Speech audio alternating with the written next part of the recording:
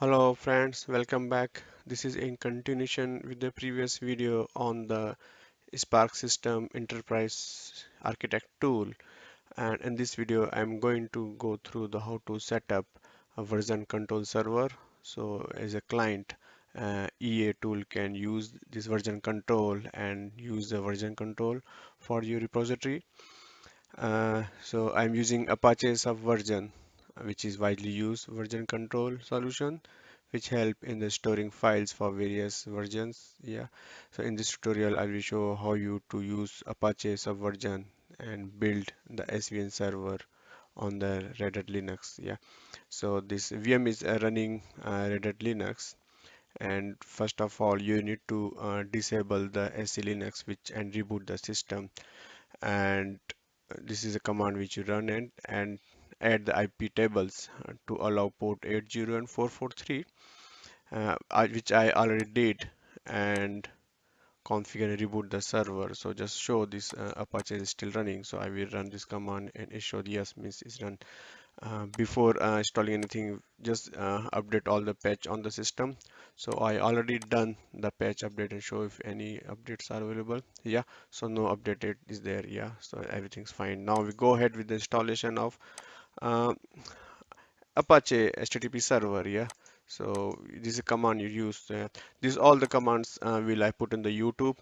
Yeah, so you can just copy paste in when you version. Yeah, so let go through now installation of command. It's yum-y install httpd and http tools. So it will install the Apache server and associate commands. Yeah.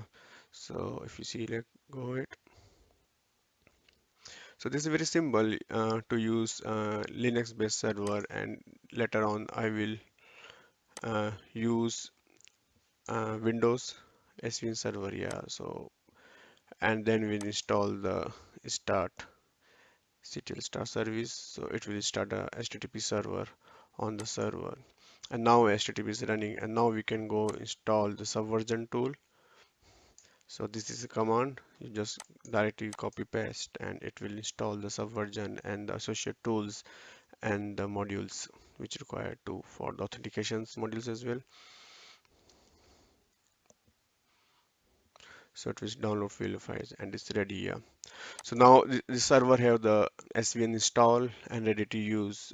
Before that, we need to configure, create one project on the SVN. So what we'll do, I'll create a directory slash SVN, which is a root directory. Yeah. So this is all our project resides. So whenever you check in and check out, it will put the code in this particular directory, and I'll create another. Now we use the svn-admin command to create project on the under this directory. So I will use svn-admin create and give the some name, any project name. Yeah, that's fine. And because of this is only should be owned by the Apache, so I will change the rights on the directory. So here we go. So it will change the rights on the directory. So if we go ls minus l and it's check, yeah, so it is it's done. Yeah, it's showing the Apache. Now add authentications. So I want to use, because if you not add authentications, anybody without any authentication can log in and check in, check out. So I want to use authenticate user only. So to access the repository, somebody need to have the proper user and password. So we need to create a one directory and one file, and that file have the actual our user IDs restore. So this is the Apache command htpasswd to save it, and it will ask you to save the user ID, which is the snap one, and the password, it will ask the password to I can give any idea. Yeah.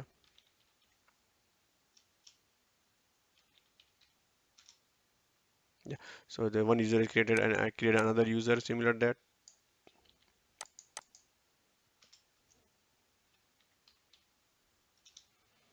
You need to type 2 times the user password. Yeah. Make sure you remember. Yeah. Now that is the users created and the project created. Now we need to configure svconfig. So actually show which file to refer when you SVN server start. So I will create a new file which is svn.config in the config.d and refer this file into as svn. Here created and okay, this is the start of the file config file, and it shows that this is svn, and the svn parent directory is a slash svn root directory, and we using basic authentications, no ssl, and this is the file where the user IDs and password is stored. Yeah, so just copy and paste this information, yeah, and save it. Yes, that's done. Yeah,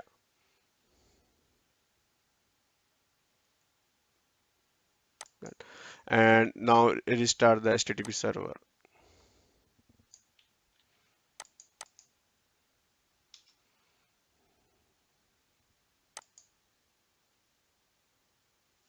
I think this is a problem. Yeah, it's reload http server. Java. Let me start and stop it. Yeah,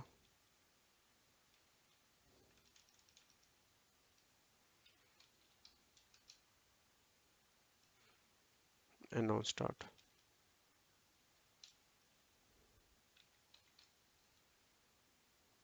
Now there's some issue. Let me stop and look into this issue and come back to you. Yeah, okay. Thank you. Hello, friend. Welcome back. I just diagnosis and found in the file I put valid hyphen use, not user. Yeah. So I just going to edit the file again and then two again. Yeah.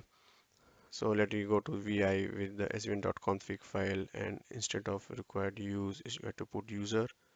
So I add user. Yeah. It's done. Yeah. And now save it. Yeah. And now try again to start the http server.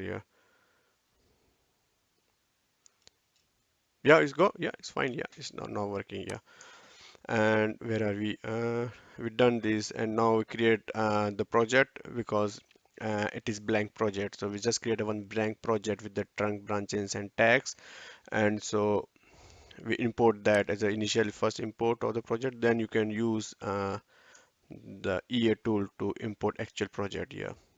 So I've created one directory, and you can delete this directory, temporary directory, project with ranks, yeah. And then using the svn command, yeah, we'll import this same project to the our directory, yeah. So before that, make sure you can access this public IP SVN project, yeah. So this is IP address, so I will check on the browser it can access the project or not, yeah. So if you open it browser and click SVN project, and yeah, it's asking user and password, so I can put my user ID and password. Yeah, so I can see this project is there, yeah, and I can use it, yeah. So I just copy this here and paste here. So you can use public IP. I have the internal IP, so I use internal IP instead of public IP. But when we use from the server which is out of the network, from like internet, so you can use public IP. So I use this command with the source and destination and initial import and type here. Hope it work. Yeah, I need authentication. Yeah, so let me stop here and check what authentication I need to do is. So let me stop here. Here I'll type the root password.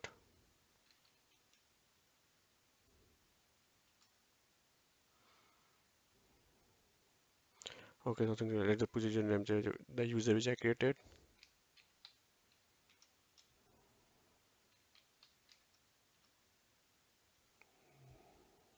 Yeah, okay, installed encrypted password. Yeah, okay, it's done. It's done. So that is the finish. Yeah, so we can see here. But if you go to the browser and refresh it, so you can see the branch here. In the next video, we will see how we can use enterprise tool to access the repository and use as a version control. Yeah, thank you for watching this video. Bye.